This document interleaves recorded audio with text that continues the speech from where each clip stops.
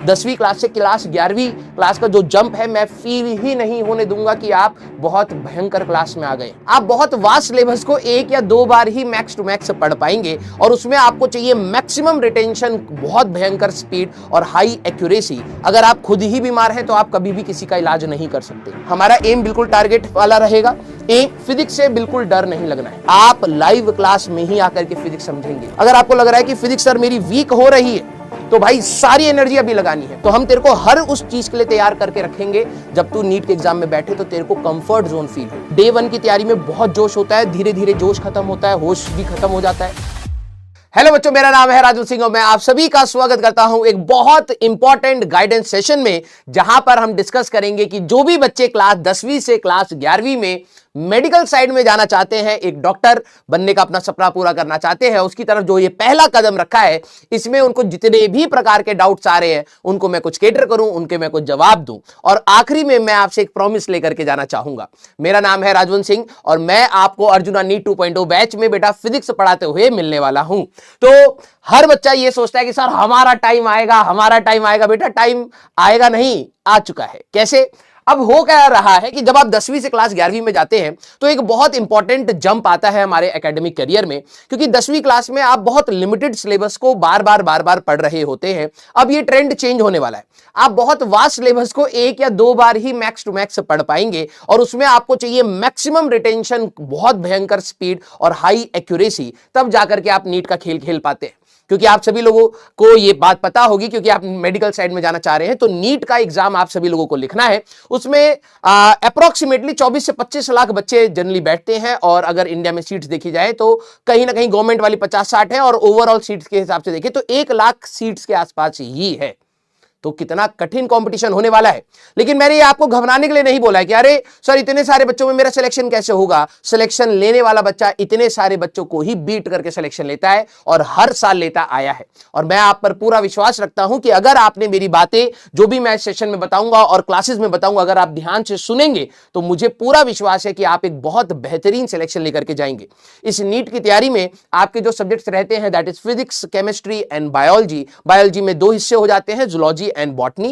Chemistry में आपके 3 हिस्से हो जाते हैं बेटा, फिजिकल, इनऑर्गेनिक एंड ऑर्गेनिक। इकलौती फिजिक्स ही है जिसको कोई तोड़ नहीं पा रहा है, बल्कि वो इनफैक्ट दूसरों को तोड़ देती है।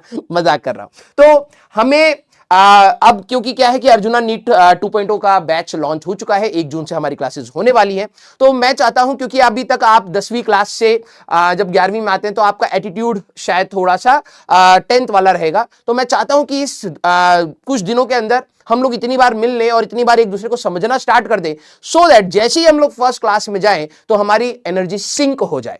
ठीक है? मुझे पता है आप मेडिकल साइड इसलिए जा रहे हैं क्योंकि आपको बायो पसंद है, ठीक है, लेकिन मैं आपको ये प्रॉमिस करता हूं कि जब मैं आपको फिजिक्स पढ़ाऊंगा, ठीक है, आपको बायो के बराबर ही आपको फिजिक्स पसंद आएगी। आपका मेजॉरिटी टाइम थॉट प्रोसेस में जाएगा। मैं बच्चों को सोचने के लिए मजबूर कर देता हूं कि ऐसी चीज क्यों हुआ, तुम भी सोचो।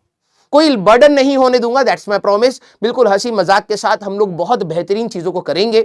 सवालों के थ्रू फिजिक्स को समझने की कोशिश करेंगे, एनिमेशन होएगा, सिमुलेशन होगा, बहुत सारी तरीके से मेरे को पढ़ाना आता है। और मुझे पता है कि अगर बस आप मेरी कही हुई बातें, जो मैं आपको होमवर्क दे दूं, जब मैं आपको रिवीजन के लिए बोल दूं, अगर आप उतना करते रहेंगे तो मिनिमम से मिनिमम स्ट्रेस में मैं इस तैयारी में आपका साथ दूंगा। ठीक है? आइए, तो बच्चों के मैं क्वेरीज देख रहा था, क्योंकि बच्चे बहुत प्रकार के बैकग्राउंड से आते हैं। कुछ बच्चे अच्छे स्कूल से आते हैं, कुछ बच्चे अच्छे स्कूल से नहीं आते हैं, कुछ बच्चों ने पहले ट्यूशन एंड कोचिंग कुछ करी होती है। तो सबको मैं t=0 पर बराबर मानूंगा। अगर आप बहुत तेज हैं तब भी आप मेरे लिए समान हैं, अगर आप बहुत वीक हैं तब भी आप मेरे लिए समान रहेंगे। मैं बिल्कुल बेसिक से ही सारी चीजों को बताऊंगा, समझाऊंगा और आराम आराम से। मैं बहुत ज्यादा डाउट्स लेता हूं, तो आपको ये क्लास में भी पता लगेगा कि सर बार बार डाउट्स लेते हैं और फन तरीके से मैं फिजिक्स पढ़ाना पसंद करता हूं। ठीक है?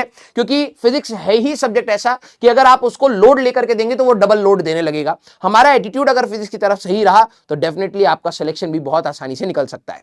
तो सबसे पहली बात जो मैं करना चाहता हूं, क्लास 10 से 11th क्लास का जंप हमारे पास कितना इंपॉर्टेंट है। नो डाउट, देखिए ये घबराने वाली बात नहीं है कि सर ये अब सब्जेक्ट और कठिन होंगे क्या, मेरे को और मेहनत करनी पड़ेगी क्या।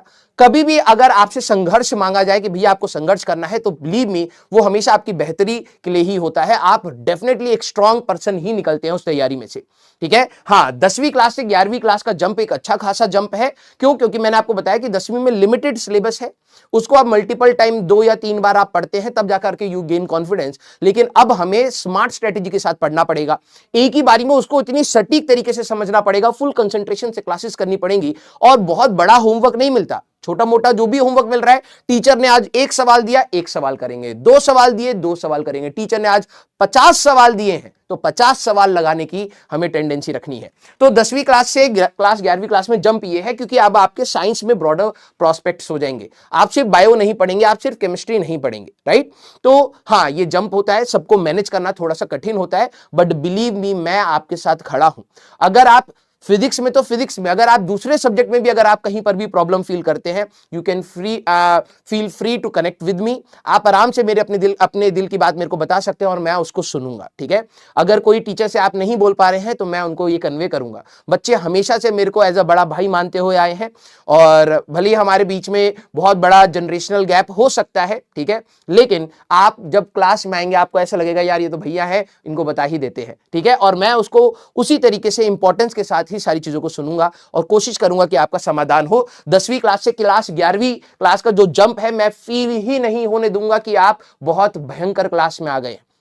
आपके सारे दोस्त बोलेंगे कि नहीं यार ये जंप है, जंप है। हाँ, जंप है, उसको डिनाई नहीं कर रहे, लेकिन हम इतने पावरफुल हैं कि उस जंप को आराम से ले लेंगे, ठीक है। अब एम ही हमारा एम्स का है। देखो यार, जब आप मेडिकल फील्ड में जाना चाहते हैं, तो सबसे पहली चीज इंजीनियरिंग और मेडिकल का मैं डिफरेंस आपको बता देता हूं।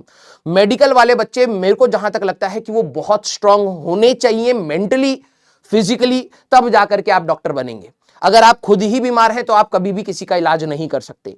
तो जब आप अपने एम्स का एम लेते हैं, जब आपके टेबल पर आगे एम्स की फोटो अगर आप लगाते हैं, तो बिलीव मी, वो आपको एक मोटिवेशन देता है।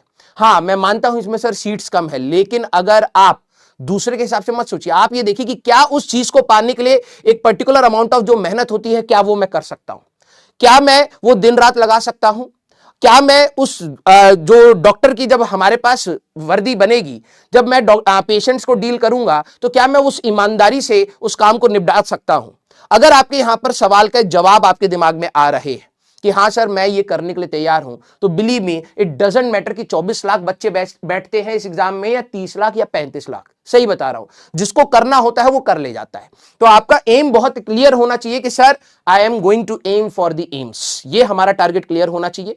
देखिए, लाइफ में जब आप आगे बढ़ते हैं तो कठिनाइयां आती हैं, और जब आपका एम क्लियर होता है तभी आप डिसाइड कर पाते हैं कि कठिन सिचुएशन में कैसे रिस्पॉन्ड कर रहा है। तो ये हमारा एम बिल्कुल क्लियर रहेगा, और मैं भी इस तरीके से ही बैच में उतरूंगा कि आपको टॉप नॉच कंटेंट मिले, टॉप नॉच। देखिए, मैं बच्चों के अंदर का फोमो भी समझता हूं। बच्चों को लगता है यार वो टीचर अच्छा पढ़ा रहा है, ये टीचर अच्छा पढ़ा रहा है, सारे टीचर्स का नाम है, आपके अंदर फोमो होगा। और मैं आपको कहता हूं कि 1-2 चैप्टर हो जाने के बाद आप उन्हीं 1-2 चैप्टर्स का क्या करना, आपको कंपेयर करना हो, कंपेयर कर लीजिएगा कंटेंट, ठीक है। लेकिन अगर आप एक बार कंपेयर करके जब आप वापस आएंगे, तो आपको यह बात समझ आ जाएगी कि कहीं पर भी कोई कमी नहीं छोड़ी है राजवंश सर ने। हर वो चीज जो आपके इंपॉर्टेंस रखती है नीट के लिए, वो सारी की सारी चीजें कराई हैं। अगर आपको फोमो होता है, मैं ये नहीं कहूंगा कि मेरे पे डाउट मत करो। अगर आपको डाउट है, आप खुल करके दुनिया के सारे टीचर्स के नोट्स खोल करके देखने हो, आप देख सकते हैं। मैं किसी से घबराऊंगा नहीं। मैं आपको कहूंगा, अगर आपको देखने के बाद ही पता लगेगा ना, फिर तो फोमो तभी खत्म होगा, क्योंकि ये जर्नी हमारी बहुत लंबी चलने वाली है, बहुत सारे चैप्टर्स आने वाले हैं, और उसमें मेरे को आपका 100% ट्रस्ट चाहिए। मैं 1-2 चैप्टर्स की बात क्यों कह रहा हूं, क्योंकि 1-2 चैप्टर्स स्टार्टिंग के फंडामेंटल्स होंगे। अगर आप उसी में ही कंपैरिजन मोड में चले जाओगे, तो आप कहीं ना कहीं ऑफ ट्रैक हो सकते हो। तो पहले 1-2 चैप्टर्स हो जा लेने दीजिए, फ्रीक्वेंसी सेट हो जाने दीजिए, फिर आपको लगता है कि आपको कंटेंट कंपेयर करना है, you are free to go.